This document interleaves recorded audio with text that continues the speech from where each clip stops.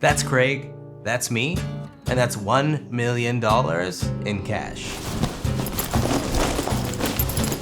This was like an hour before he went on Joe Rogan. Ladies and gentlemen, that is $1 million in cash. Fast forward 90 days later, we had a crazy video series filmed around the world with millions of views, and Craig put on the most watched grappling event of all time. This is the story of what actually happened during those 90 days. All the beef, all the drama, all the chaos, but also all the wins, all the laughter, all the humanity.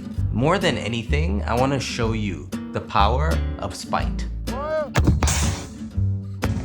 The eternal battle between dreams and self-doubt, and the price this type of ambition and lifestyle takes on you. What you're about to watch is a culmination of the most grueling, the most mentally taxing, and the most creatively challenging 90 days of our lives. And it starts right now. Love you very much. So here's how little I knew during my 35-hour journey from Asia to Austin.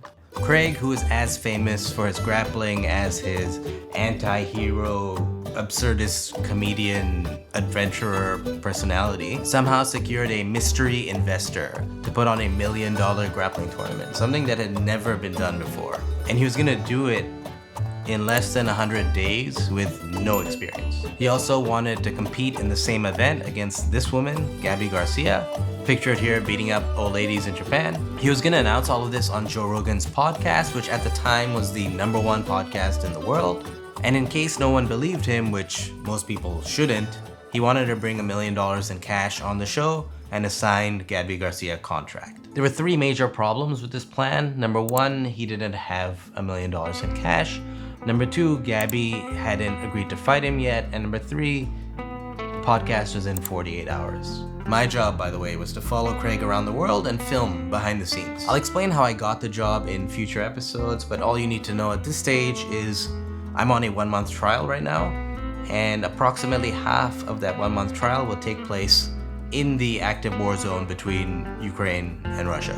Hearing random buzzing sounds which sound like drones, not sounds you want to hear. I'm advised by Craig's business partner that Craig can be impatient. He likes things done like yesterday. But my biggest worry is I asked for this job. Like, I actively campaigned for it. What if he hates me? What if I suck? What if I hate him? And as I touch down in the US, a more practical concern starts to emerge. Like, where am I staying? And to my surprise, it turned out I was staying in Craig's house. And immediately, part excitement, part panic started setting in. Like, what is this house gonna be like? Does this man even have furniture? I started picturing some type of like Mexican strip club with like donkeys wandering around. And like many times on this journey, before I could even think, I just had to go. And I was on my final flight, hurtling towards Craig. In my Uber to his very popular gym, B-Team Jiu-Jitsu, he texts me and he says, hey, let me know when you're arriving. I'll be waiting around back. It can be a bit sketchy, you know, like crackheads and stuff. I arrived at B-Team, Mecca for Jiu-Jitsu nerds around the world. And I remember having like 3 observations right out of the gate. Number 1, it's way bigger than I expected. Secondly, and this may be nostalgic to many of you, like the whole team is here, you know? And I feel like I'm inside one of those YouTube videos I spent so much time watching. Third is like, holy fuck, I'm actually here now. I just went on this 35-hour journey, you know? It's not easy going back. I gotta make this work. They introduced me to a few folks straight away that I'm a fan of, including the now deceased J-Rod, rest in peace. And like, I've never felt more awkward or more Asian or more small or more far away from home in my entire life. And before I can even like start to try and feel grounded, we're off again. I'm in Craig's house. We get to Craig's house and I don't know if it's like the jet lag or the exhaustion or the nerves, but I just remember feeling like nauseous, like immediately. There's a room I'll be staying in. I rush to the room I'll be staying in to try and calm down. And I remember getting a message from like folks back home from my home gym. And they're like, yo, I just saw you in the background of like a B-Team Instagram post. And I just remember thinking like, oh, this is so absurd. Like, how am I even here right now? And that starts to calm me down a little bit. Craig's house, by the way, is like a home. Like a home, clearly designed with the help of a woman, with like furniture and throws and cat doors. It's like a glimpse into what his life was probably like before him and his penis became nomadic creatures. As a fan, obviously I'd love to have snooped around more, but I remember that I had to quickly set up the camera and the equipment because I'd never used it before, and we're gonna start shooting like anytime now. That camera, by the way, it is like a dream camera for film nerds. And the best part, it was practically brand new because no one at B-Team knew how to use it. And neither did I, to be fair, but as you'll see on the video series as it goes, like I learned pretty damn fast. And I don't know it yet, but over the next 90 days, the two of us, me and that camera, are gonna become like this. Because me and that camera are the only ones who can spend the entire time leading up to the tournament with Craig. I treat my first shoot like a test shoot, and it's a meeting between Craig and his business partner and the guys who will eventually build the enclosure the athletes will be competing in. And it's funny looking at this in hindsight, like how much grappling, not on an open area mat, but like in an enclosed environment, has just become the norm now. And everybody expects it, and it's been copied. But at the time, it was actually, like many things in this tournament, super innovative, and it will change the game, both for like good and bad. Craig, by the way, had a bunch of amazing ideas for like what the enclosure would be like. Unfortunately, they were not possible due to the laws of engineering and physics. Soon, I would go to bed 44 hours after I left home, and I'm gonna need the rest because tomorrow is a pretty big day. Tomorrow is my first official day of work. So I remember waking up the next morning still in Craig's house thinking, oh, I'm still here, so I guess none of this was a dream. And I remember having like two specific goals for that day, right? Goal number one, make a good first impression because it's my first day of work, my first day shooting at this gym. Secondly, figure out what the heck is going on with that $1 million and with Gabi's contract because now the podcast is less than 2 days away. We do some light filming at home and I get to explore Craig's house a little bit more. Then we head to El Segundo Studios, where Craig used to film his podcasts and jiu-jitsu instructional videos and things like that. It's actually just near the B-Team gym. We are in El Segundo B-Team Studios. And I remember this was like super fun and super surreal as like a fan of the team and the brand and the videos, you know? And as a dude who grew up obsessed with making videos, like that bookshelf behind me is just books about making videos. Going to places like studios are always like magic. You feel the potential, you feel the energy. Doesn't matter how big or small the studio is. And I need all that energy I can get because it's time to get to work. First, I filmed a call between Craig, his business partner Seth, and a mysterious investor who's bankrolling the entire tournament. Obviously, I know who's behind CJI's funding and won't tell you, but I guess I can leave some clues. Next, I'm told I'm up for my first test of the day. Next thing I know, two very popular members of the team, Nicky Rod and Nicky Ryan, are brought into the room and are asked if they are ready to make a decision. And for context, Craig's tournament is intentionally on the exact same weekend as a rival tournament, ADCC, that refuses to pay athletes more money. So he's trying to force athletes to make a choice. Go with the established brand that he believes rips you off, or go with my upstart promotion. I can see the guys still have questions and are not completely sold yet, so rather than force myself in a situation, I just sit back and start filming. Let them get comfortable with me in the room. And that's my ideal style of filmmaking. Like I want things to feel authentic and intimate. And in order for that to happen, people need to be comfortable. So ideally when I'm shooting, it tends to feel more like a hang than anything, like you almost forget the camera's there. After their questions are answered, both athletes announce that they are in, which is super exciting because every athlete that signs up, the tournament becomes a bit more legitimate and a lot more fun because the idea is to get the best of the best in here. However, I still need a bit more material to work with. So after listening and watching for a little while, I started throwing some questions, you know, like, how did you make this decision? Any fears you have? Are you sure this man's gonna pay you?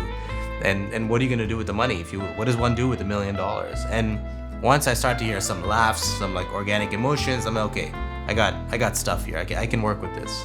The heavyweight Nicky Rod during the tournament was like a no-brainer given the weak competitive set and given how much money was on the line. But Nicky Ryan, who's normally a lot more reserved, a lot more shy, seeing him get like pumped and excited for this thing was like actually really heartwarming to see.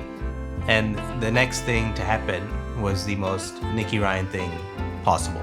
Him and Craig trained together like immediately after the meeting, and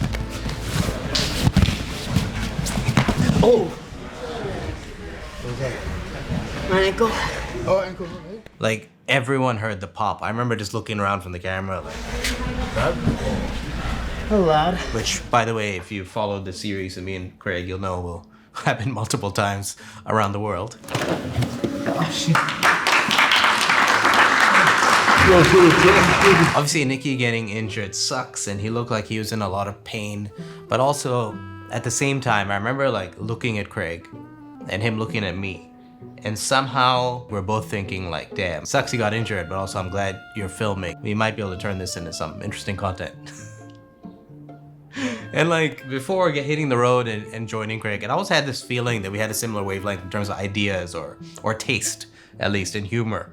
And so to see it and feel it in real life was like very reassuring. Like it came all this way for a reason. We spend the rest of the day meeting with the production team, which is the team that actually put on the event and film it and everything. And one of the wise decisions made was to hire like a super professional team for that. I think they were like an Emmy award-winning team. A nice bit of like professionalism to balance out all the chaos. Gabi, turns out, was still hesitant to sign up for the match, so Craig did, again, what you'll see a lot of times in the series, one of his favorite things to do, which is crash her live stream. He was basically harassing Gabi, joking around with her. I think this was like really super smart in hindsight because she could literally see the pop that they were getting together. And the audience was like really enjoying it, and it was a chance for Gabi to show how funny she was. And this was the first time I'd seen it, and so I was like, oh, this is really something here. This is something we gotta try and take advantage of and show more people, because I'd never even seen it before. Now he's running out of time to get her to sign despite all the good vibes, and I remember thinking, I'm like, oh, we don't have much time left, and the podcast now is like a day and a half away or something. And there were actually tons of phone calls going on at the time that a lot of people wouldn't find out about for like weeks or even months. You know, the Rutolos, lawyers, the now deceased Andre Galvao, Joseph Chen, Fionn Davies. And tons of exciting grapplers were being locked in before the tournament was even formally announced. People who bring a lot of credibility from ADCC, like the Tackett brothers. People who bring no credibility, like former UFC champion Luke Rockhold. And Craig, as always, for this $1 million tournament, is working off sophisticated project management software like Apple Notes. Craig also tells me he thinks he's found somebody who will actually lend him the $1 million, but Craig's just not sure if the guy will get the money on time. And as I do my daily routine of like backing up the footage and charging all the equipment, you know, I can't help but think, you know what? Today was a pretty good first day of work. And by the way, there are many more days to go. You see that blurry thing on the background behind me? That's actually a plan. This is gonna be a whole goddamn series, so you don't wanna miss out. Make sure you subscribe, and now on to the next day. Good morning. I thought I heard Craig on the phone, so I just ran out shirtless like a madman, because I thought maybe he needed me to film something. One thing I have to get used to with Craig is he wakes up early, like 5 to 6 a.m. every single day, like a farmer or some type of drug enthusiast monk. And like he's on the phone straight away. So if I'm asleep, I miss a lot of action. And today I had a lot of calls, but also one of the calls involved $1 million. So we're in for a bit of a treat. I realize at this stage I haven't really talked about what Craig was like in real life and my first impressions. And to be honest, he was like super nice and super thoughtful. Like despite everything going on at the tournament, he's overwhelmed and he's stressed. Like he drives me around. He scores us both really bad American coffee. It's basically like a giant glass of milk and sugar with like some brown coloring added. And he feeds me quite well, like tacos and stuff like that. And thankfully the tacos are way better than the coffee. Then I filmed some of Craig in like smaller private training sessions. Firstly, it's hard for Craig to find people as talented in grappling to train with. And secondly, the more popular he gets, I think the harder it is to go during regular gym hours. People just want to stare at him, take photos of him, or just literally touch him. And as me and Craig drive around, we bounce around ideas for his social media, which I like thoroughly enjoy because he's so good at it. But then also it's nice to add like a different point of view and more joke ideas. And today, like most days of the tournament, I've been filming Craig on the phone talking to unbelievable amounts of people, just nonstop. They did this on the phone 16 and a half hours. Lawyer updates, grappling icons like Roberto Jimenez, referees. Suddenly he's like, oh, I'm gonna talk to UFC star Mackenzie Dern's people. And there's even tons of people I'm not gonna bring up because they didn't make the cut. And because of the huge amount of money Craig is giving away, tons of people are reaching out. And if you're an athlete and your name is on the tournament, every other athlete wants to talk to you. They don't want to talk to a business manager or an agent. Everybody, bro. What is happening, man? On one of the calls, I learned one of the reasons Gabi is hesitant to sign up to fight Craig is because the other tournament, the competitor, is threatening to not induct her into their Hall of Fame, even though she has the most medals in history for women in that tournament. And given Gabi's at the end of her career, like, legacy matters a lot. But Gabi still says she'll talk to her family and see what they say. While this is a huge blow to the tournament and also to our announcement, which is less than 24 hours away, we do get some good news. I'll explain where Craig got the money from at the very end of this video, but what's important to know now is that an hour before he heads to the podcast tomorrow, $1 million in cash is going to be delivered to his house. Craig then calls Joe Rogan and gives him a heads up that, hey, I'm probably going to bring the $1 million on the show tomorrow. Joe then plays his sensibility card and it's like, yo, it's $1 million. I'm going to send my security to come pick you guys up and drop you there and back. Craig retreated to his room at like 6 p.m. because he's so tired, and I don't know how he's talking to so many goddamn people tomorrow, Joe Rogan, to make the big announcement. I remember I couldn't sleep very well that night, obviously, because I had so many questions. Is the money actually going to show up? What is the #1 podcast in the world actually going to be like? Is Gabi going to sign up before then? Well, how's the public going to respond to the announcement? I mean, all those questions are going to be answered in less than 12 hours. Good morning. It is 5-something a.m. I've been up since 4 a.m. Some might say it's a jet lag. Some might say it's because we're going on Joe Rogan later today. So the morning begins as usual, but this time with a disastrous blow. Gabi's lawyer is actually in like a different time zone from her, so they won't even be able to review the contract until after our podcast appearance, which is just the worst way to start the day. Craig then heads to B Team to maybe get some of the nerves, the stress out of his system, and also to help big Declan Moody out, who has a big tournament coming up at the time. And seeing Craig grapple in real life versus seeing it on video is something else, because obviously he looks super slick on video, but seeing in real life, it almost looks like black magic. Like, he's so smooth and so creative. Like, I was just watching him octopus Declan again and again and again and again. I remember thinking to myself, like, how is this good for this man's confidence ahead of his competition? We then head back to Craig's house for more conciliatory talks with Gabi, but then get distracted because the $1 million in cash arrives along with a baller-ass story to go along with it. Apparently, when the owner of the money asked the bank for like $1 million in cash, the bank was like, oh, it'll take a couple of weeks and we don't know and blah, blah, blah. To which the owner responded, listen, get me $1 million in cash of my own money tomorrow, or I will take all of my money and find a new bank tomorrow.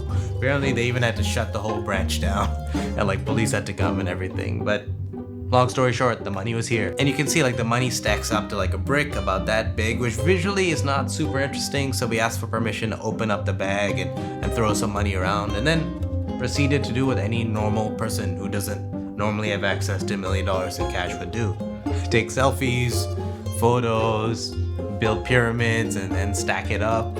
I mean, I myself never dreamed in my life I'd be playing with $1 million in real cash, so I made sure to at least take some photos to show my immigrant parents. And I could see Craig was somewhat in disbelief of what was in front of him. Like, not just that he made this happen, but that a grappler was gonna make this kind of money for a tournament. Something he himself was never able to do in his competitive career. And not only that, he was giving away way more than this. He was giving away more than $2 million in one night. And we were so rudely interrupted from playing with and filming our $1 million by a message from Gabi Garcia. Hey bitch, I signed the contract. Now I want to emphasize, in true professional jiu-jitsu athlete fashion, Gabi probably signed this contract without fully understanding it and definitely without a lawyer reading it. And whilst I don't condone this type of behavior, in this case, given the timelines and given the circumstances, it was a truly gangster move. And the contract was signed, and the contract was printed, and it arrived like 15 minutes before our ride to Joe Rogan got there. So with Gabi's signed contract and $1 million in loose cash there in a duffel bag, we were all headed towards our Joe Rogan experience. We get picked up by one of his famous ex-Special Forces, Special Ops type bodyguards who was super nice. He talks to us the whole ride over, tells us Joe always has like a couple security on him and that they really like the gig because they don't just do the security stuff, they help with the comedy club and this and that. We get to the studio and to my surprise, it's actually just like a regular old office building. Like you just walk through the front door and you're literally in the studio, like with the visuals that have become kind of, I guess, somewhat iconic in popular culture. Some of the windows are actually blacked out because apparently one guest had come on before and started filming from the inside and you could see the bus stop through the window. So they had to move the entire operation. They don't usually allow filming here, but obviously Papa Joe agreed. So the security guard talks me through like, you can film this, but not this, etc. We hang around and look at the art and wait for Mr. Joe Rogan to arrive. And this is how busy and overwhelmed I was. Only at this point does it occur to me how close Joe Rogan is with the ADCC organizers and friends with a lot of people Craig beefs with. So this is gonna be interesting.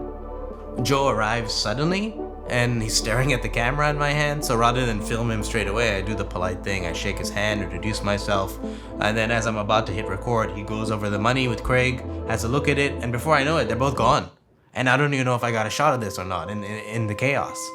And before I can even process all of that, the security comes up to me and he's like, hey, no more filming Joe. And I was like, what? And I could tell the guy was a bit like, sorry, but no. And then it occurred to me, Joe probably went back and texted him like, hey, let's not do that anymore.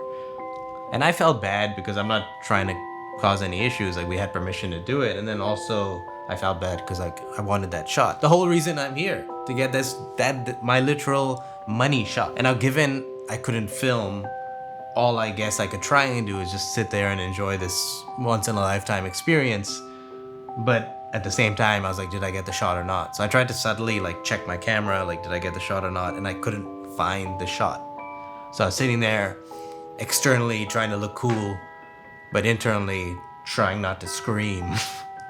And meanwhile, Craig is doing his very best promoter job. I mean, he pours the $1 million out on the table. And like just seeing it now in hindsight, it's so goddamn iconic, right? And then he's telling a lot of funny jokes and he talks about the Gabi fight and we're all laughing. But Joe doesn't seem to be laughing.